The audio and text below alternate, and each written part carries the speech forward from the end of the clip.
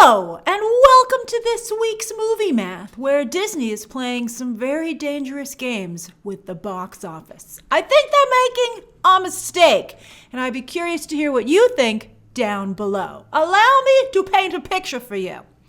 So thanks to the Fox acquisition, Disney now owns a lot of stuff, but one of the things they own is Avatar. So that means that both Avatar and Marvel are owned by the mouse. So when they were congratulating each other yesterday on social media about Avatar retaking #1, my favorite meme that people were using, fans were using to respond was this one: "It's funny because it's true." Hilarious. So it's not really, it's interesting. That meme, they really cleverly used it at the end of the Spider-Verse animated movie, and it kind of is inspiring the upcoming multiverse Spider-Man No Way Home. But anyway, it seems that it's not audiences who decide what's the biggest film of all time, but studio execs, Disney studio execs, who need to make Avatar seem cool again. It can't be passé. It can't be the franchise was unseated by Marvel. Because there are 2 more movies on the way, at least. And so Kevin Feige has to be a good soldier and take it with a congratulatory tweet. I don't know. I mean, it's pretty good to be a part of the Disney family. So I think this is I don't know. It's a real bend the knee kind of moment, though, I have to say. Now, wait a minute, because this caused some confusion for us yesterday on Twitter.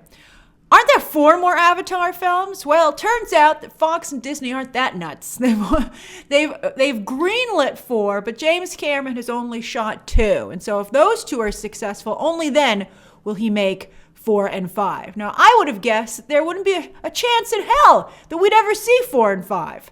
But I was shocked that so many people were defending Avatar yesterday in response to my tweet saying that Avengers Endgame was robbed. I think that was an incredible viewing experience, Endgame. Yet some people feel that Avatar was. It was a memorable experience for me, but for very different reasons. I was trapped in an IMAX, and I wanted to leave, but I couldn't really get out without it being a big ordeal, so I decided just to watch the rest of the movie. And I rewatched Avatar recently, and I have to say the first act's pretty darn good, but then I feel it just gets absolutely horrible. Anyway, a lot of people were like, hey, Avatar's fantastic. But I suspect they were motivated by hate for Marvel. But hey, Disney doesn't care what gets you to the box office, and Marvel's doing just fine. They can take the hit. But now, of course, Pandora at Animals Kingdom is a very popular attraction. But is it because of the movie? Because as I just said, I hated that movie, yet I still go to Pandora every time I go to Disney World. I ride on those 2 rides. What is that? Like the river one is like, but you gotta do something while you're waiting for your flights of passage, fast pass time. I love that attraction. It's incredible. And then I like to have lunch there too, because not only is it interesting food, but it's actually very good quality food. But when I walk through the gift shop after Flights of Passage, I walk through the gift shop. I walk right through, because all of that means absolutely nothing to me. Which is interesting, because at one point I realized that that's how it feels to, casual fans of Marvel, DC, and Star Wars. People who go to the movies but aren't that into it. And it was a weird experience to be in a store of merchandise and be like, I just don't care. That was interesting. Is that what it's like for any of you? That's just so crazy, because I'm into like every kind of franchise and mythology, pretty much except Avatar.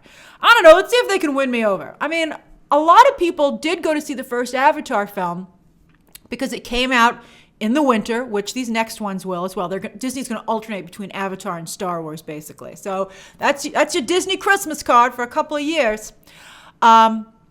And so people really enjoyed that escape from the cold, which has been used by other movies. Aquaman was successful for that reason, and so have been the Jumanji films.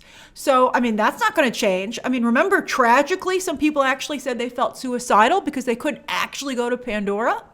And there's also, that's incredible. So I said, maybe for some people it was a real, I did audience reviews when that movie came out, and I was shocked that some people said they thought it was better than Star Wars, but they were genuine. They were genuine. Are you an Avatar stan? I don't understand you. And I don't even know that you exist, quite frankly. So I feel like I have found the Na'vi in the woods. I'm like, oh my God, it's an Avatar stan. What? Quick, take a picture for science.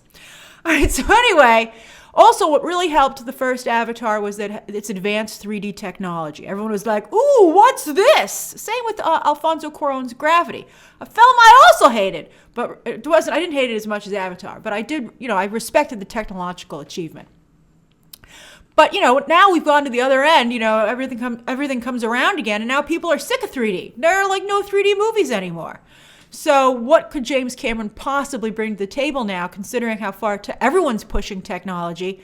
Like, what's he going to do to make people feel they have to see Avatar 2 to be part of that experience? I am encouraged that Rick Jaffa and Amanda Silver, while they're only technically credited on Avatar 3, they are part of the overall writing team that's been working on the outlines for the franchise. And they're really talented. I love them. So I feel a little bit better with them being involved. They're not miracle workers, though, and James Cameron is notoriously difficult. Like, in a cool way sometimes, too, but, like, he's a little bit like George Lucas. Like, good luck giving him a suggestion. And I don't even think he realizes that so many people dislike the first Avatar, because I don't get the impression that he's that self-aware. Once you've made so much money, you can accept a little bit, you can acknowledge, at least even just within your creative team, a little bit of creative criticism. All right, so anyway, because you can always do the rebuttal, I made one of the most successful movies of all time. All right, so I feel that the first Avatar was so bad, though, that I'm not quite sure it can compete with Mission Impossible 8, the new Flash movie, Captain Marvel 2, and Aquaman 2. All those dates, of course, are in flux, but that's right now the lineup for winter 2022, the holiday season. It's a different world right here on Earth than it was in 2000, I think it was 2009 when Avatar came out. It was not as competitive. And I'm sure James Cameron will complain about it, as he always does. That's, I think, what also is a little bit frustrating, that he just refuses to give anyone else their due. It was weird that he was so nice to Kevin Feige, but of course they were talking about James Cameron's achievement. He's like, James Cameron, come to think of it, we were all like, Terminator's going to be so great now that it's back in James Cameron's hands. And he did one of the most egregious things, I think maybe even the most egregious thing that ever happened in the Terminator franchise, by killing off John Connor in the first 15 minutes of the new movie. And that was James Cameron. So, I don't know. We used to say, trust in James Cameron. He's the original trust-in filmmaker, because he had such an amazing run. But I don't know, maybe he lost it. Just like George Lucas did. I'm going on a bit of a tangent here. James Gunn retweeted a little behind-the-scenes featurette about Raiders, which made me actually want to watch Raiders. Maybe I'll watch that tonight, rewatch it. And George Lucas was talking about his ideas for the movie, and they were really good. And I was like, wow, George Lucas, had really good ideas at one point. What happened? And so I wonder if that's what happened to James Cameron as well. At least Disney's in his corner, and the mouse is going to do whatever they can above and below board to make Avatar a thing again. All right, so anyway, thanks to its re-release in China at the hands of Disney, Avatar pulled in another $12.3 million. Boy, do they seem to have a lot of... I think this is another thing that maybe makes it like, maybe we should have some checks on the validity of China's box office. But anyway, that now allowed it to edge out Avengers Endgame in a ridiculous dance. Now, some of you argued that Endgame itself benefited from a re-release, but I would say that was not a re-release, but really a re-expansion, as it was done the same year. In fact, Box Office Mojo doesn't even list Avengers Endgame as having a re-release. So, but you know what? If we're going to make rules, I think we should have strict rules, and I think they should not have any re-releases count towards worldwide box office rankings, because it's just like we don't adjust for inflation, because we'd never have a new number one besides Gone with the Wind.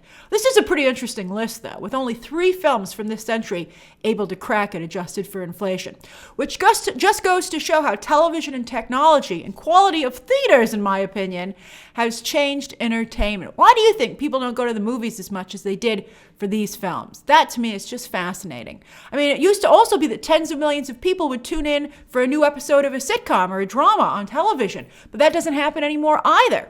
And so I wonder if we'll ever beyond these, because the new movies are all these big franchise films. Although I guess you guys are saying Avatar is a new IP, but to have things like Dr. Zhivago and E.T., I guess that's kind of the same as these other things. But Dr. Zhivago and Sound of Music up here, that's really incredible. And I wonder if Hollywood will ever be able to make a movie like that again that can do so well at the box office. You should have seen every movie on this list. It's a great list.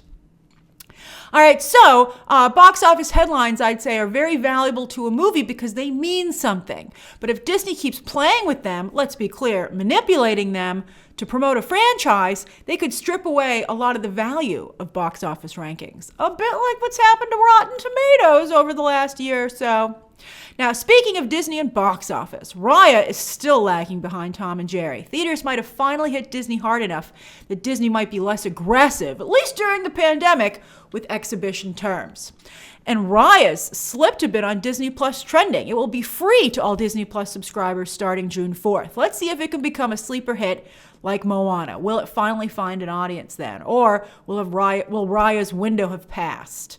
Like Soul, everybody got to watch it at once. But, Mulan was actually quite popular when it became free on at no extra cost on Disney Plus, but still no one ever talked about it. Disney still hasn't found the right movie to charge $30 for. Is that right movie Black Widow? Or are you never paying $30 for a movie on Disney Plus? I think they should charge $20 and you can only watch it for 48 hours. Maybe they're like, we don't want to put that kind of software changes into Disney Plus. Do it. It's worth it. I think they would sell more. Do the PVOD model, but instead of on iTunes and Fandango and all those places, do it on Disney Plus so Disney can keep 100% of the revenue. Would you get these movies for a $20 48-hour rental? People are doing that on PVOD. Maybe again that's what they need to do on Disney Plus. So as you can also see from this box office top 10, New York City theaters reopening has done nothing to help. Overall, 51% of theaters in the U.S. and Canada are open right now, and Los Angeles theaters reopen this coming weekend. Well, actually throughout the week, but they should be, a lot of LA theaters will be open this weekend. And while we don't have any really big new releases this weekend, we have upcoming Nobody and Godzilla vs. Kong, and we'll see if they can move the needle. Tenet sold out. It's IMAX showings this weekend at AMC Lincoln Square, but each showing was capped at just 50 people, which must have been pretty cool to be in the IMAX theater with just that small a group. Did any of you go and see that? That sounds like a nice experience. All right, now let's chart it up. So, WandaVision's at number 3 for its episode 6 that week. And as for so that's great. But still, it doesn't benefit from the binging model. But I think that Netflix might be higher up in these Nielsen charts, but who's really looking at them besides us and a couple of other places? For the most part, it's what's doing well on social media. And I think that the weekly release, again, has been incredibly successful for The Boys and now for Disney Plus.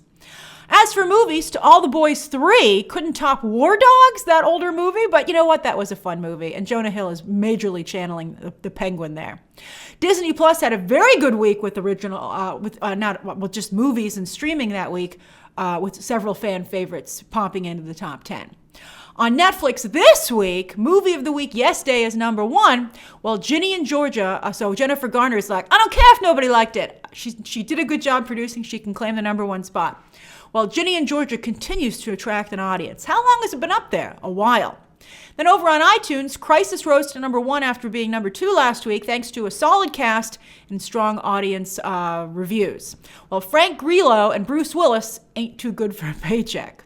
And wow, The Croods 2 is still up here, and Greenland is also a long hauler. Well, I think it's really great to see so many people watching Minari. Again, I did not care for that film, but I really love what it's done for Asian representation, and I love the cast. Everything was there for a great movie. I just didn't find it particularly satisfying from a viewing perspective. But I'm just so happy. It just goes to show that audiences are open to diverse casts, just like we're seeing a lot of foreign content do really well on Netflix. So I think that's great. Now, so as for what's coming out this week, Hollywood for so long argued that wasn't the case. So while we exported a lot of movies and television shows, we imported very little. And Netflix has really changed the game on that, which I'm happy to see. All right, so as for what's coming out this week, well, obviously, we have two titans battling it out. The Snyder Cut on Thursday and episode 1 of Falcon and Winter Soldier on Friday. Again, it's about 40 to 41 minutes story for Falcon and Winter Soldier. So I don't think that's really going to cut into Snyder Cut viewing time, because you can just watch that for breakfast or lunch, quite frankly. The review embargo for Falcon lifts on Thursday as well. Now, if you'd like to participate in the ticket montage for the Snyder Cut for next weekend's Movie Math, All you have to do is tweet me a photo of yourself or of you and your group in front of the menu screen for the movie. You have to be in the picture. You have to visibly be able to see you. Have fun with it. Here are two great examples that got them in already. They're in black and white, which I think is a really nice nod to Zack Snyder, who, of course, that's how he how he did see the film for so long, when he only had the black and white print for years. You can send a black and white photo or a color photo. I think it'll look nice to have a mix because, of course, the movie is being released in color. So tweet me those pictures. Tweet them to me. Just make sure to, at Grace Randolph and say at Grace Randolph # Snyder Cut and movie math so I can see it easily.